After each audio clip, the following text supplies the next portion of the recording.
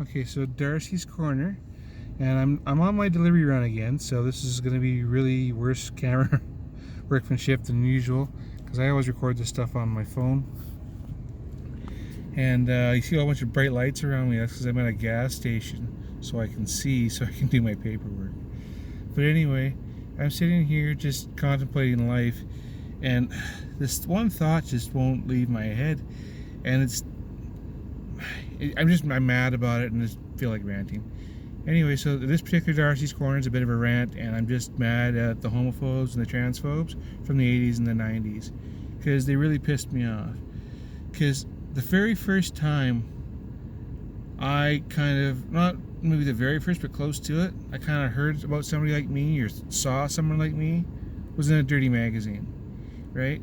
And it was the girls at the back of the Penthouse magazines at the time, and that one little ad in the corner usually, or sometimes there'd be a full picture, but there'd be the trans girl with an erection or something, right? And that was the only representation I had for somebody that resembled who I kind of was. But that was such a gross misrepresentation of what we are as people, because we don't do that for any other gender, okay? Otherwise, you just see little boys and little girls on the playground. You don't see the little trans girl on the playground, okay? Like, there was no wholesome representation of who we were or that we even existed, except in those dirty magazines. And that was the only way I found out about it. And even then, if you talk to the average person, which once in a while the conversation would come up, oh, those are fake, those are taped on, those aren't real, that's a man. All these really ignorant perceptions of what gender actually is. People just did not understand. And like, we didn't have the internet, so it was just whatever someone so said, or whatever happened to be on TV, or whatever they said on Letterman, whatever.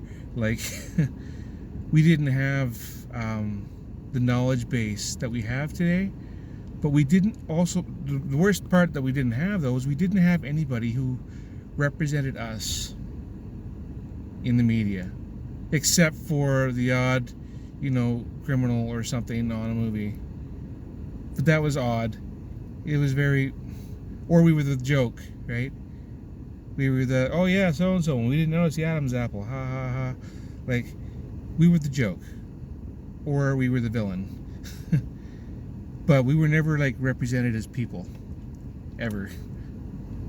Like, that's changed now. We got whatever, social media has come a long way. Netflix and stuff like that, they're doing wonders for our community. Like, I'm glad that stuff is out there now, but it wasn't there in the 80s. Right? The only representation we had of us was sex objects, and that's disgusting. Because in the 5th grade, they marched me into a little room and explained the birds and the bees to me a little bit, kind of, not very well.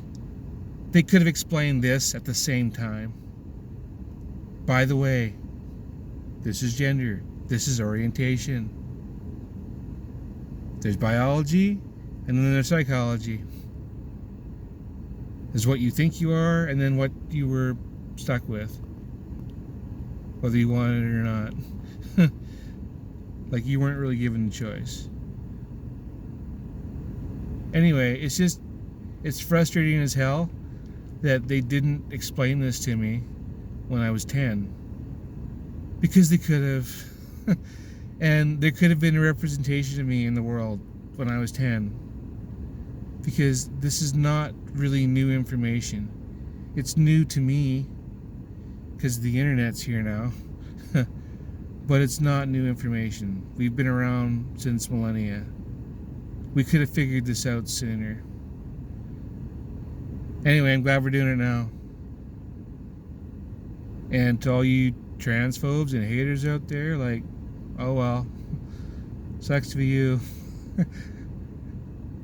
We were always here. We were always your brothers and sisters. We were always your neighbor, the guy fixing your your engine at work or whatever, we were always them. We were always here. We just didn't know. Anyway, I gotta go. Darci's Corner. I got work to do.